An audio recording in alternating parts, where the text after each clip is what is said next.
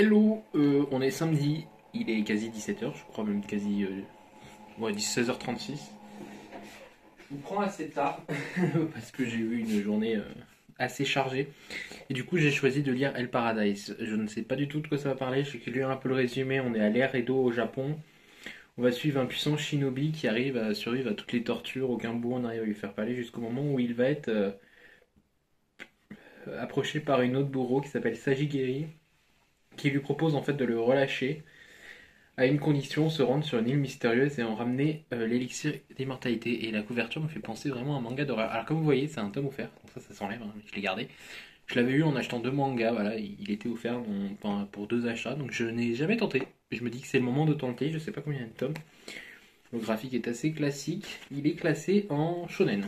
Shonen, donc on va voir ce que ça donne au niveau de ça. Voilà, il y a Blanche qui râle déjà, donc je vais lire ça et je reviens vers vous une fois que je l'aurai lu.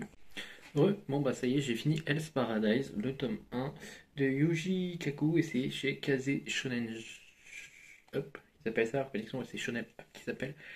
J'ai beaucoup aimé, ça se lit assez vite en plus, je l'ai lu en une demi-heure, même pas. Qu'est-ce qui va se passer? En gros, on va suivre. Alors attendez, Gabimaru, qui est un shinobi qui avait décidé de quitter son clan, et en fait, il s'est fait piéger en quittant son clan. Il a été arrêté par l'armée. Et en gros, c'était un shinobi qui faisait des assassinats pour son clan. Donc évidemment, il a été accusé du meurtre de ses crimes, en fait. Et donc, du coup, il est sur le point de se faire exécuter, sauf que toutes les techniques d'exécution qu'on utilise, donc la décapitation, l'écartèlement, etc., ne marchent pas parce que c'est un shinobi.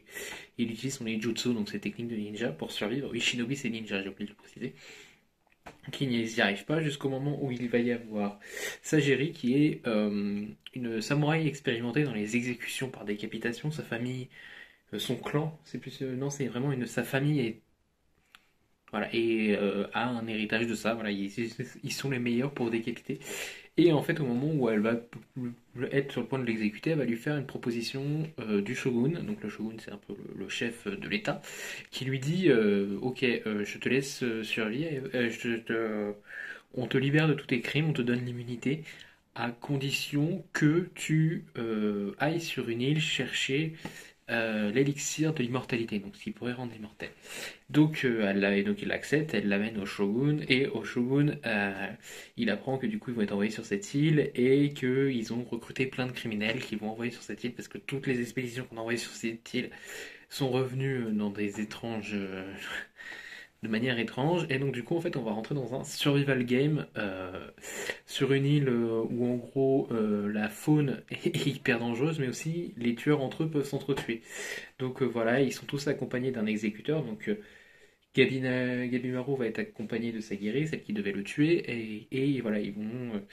Gros, l'objectif pour Gabimaru, c'est de trouver l'élixir et de ramener Sagimaru vivante aussi. Sauf que, évidemment, le shogun veut tellement l'élixir de vie qu'ils n'hésiteront pas à faire quelques entorses aux règles, etc., pour accepter plusieurs personnes ou autres. Donc il y a vraiment cet esprit de survival game qui se bouffe très rapidement les dessins. Hop, les dessins sont assez classiques, mais moi j'aime beaucoup, ça a été très chouette, ça se lit hyper vite. Les combats sont assez fluides. J'essaie de vous trouver une phase de combat.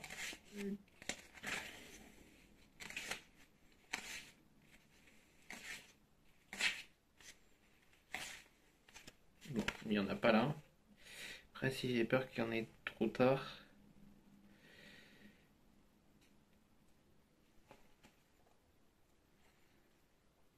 Bon, par exemple, voilà, une phase de combat. C'est assez fluide dans l'ensemble, j'ai bien aimé. Franchement, j'ai bien aimé, c'est assez fluide, ça se lit très vite. Je vous ai dit en une demi-heure, c'est passé bien. Il y a 17 tomes en tout. En France, il y a 10 tomes de sortie et la série est finie en 17 tomes. Donc c'est pas non plus un investissement sur très longtemps. Ça veut dire que c'est un manga qui a bien marché en soi. 17 tomes, entre 17 et 20 tomes, on considère que c'est un manga qui a bien marché, qui a fait son temps et que voilà, il n'y a pas besoin de surenchérir. L'histoire tient sur 17 tomes, on n'a pas voulu en faire trop pour continuer à faire de l'argent, donc c'est plutôt pas mal. Et puis de toute façon, le Japon va aller de plus en plus vers des séries plus courtes parce que justement, quand vous arrivez à One Piece avec 100 tomes, vous perdez beaucoup de public, même si One Piece est pareillement un exemple, mais beaucoup de public perdent enfin beaucoup de mangas perdent des fans au fur et à mesure qu'il y a plus d'épisodes, mais c'est comme tout, hein. Si je regardais une série, la première saison elle va cartonner, la deuxième un peu moins, la troisième, etc. Parce que quand il y a trop de tomes, trop d'épisodes, trop de saisons, etc. Au bout d'un moment, bah, à part les fans hardcore qui aiment beaucoup la saga, peu vont suivre, quoi. Voilà, donc c'est Hell's Paradise de Yuji Tako que je vous recommande. Voilà, vraiment, je pense que je vais suivre ce manga en 2022. Allez, sur ce, bye, à demain.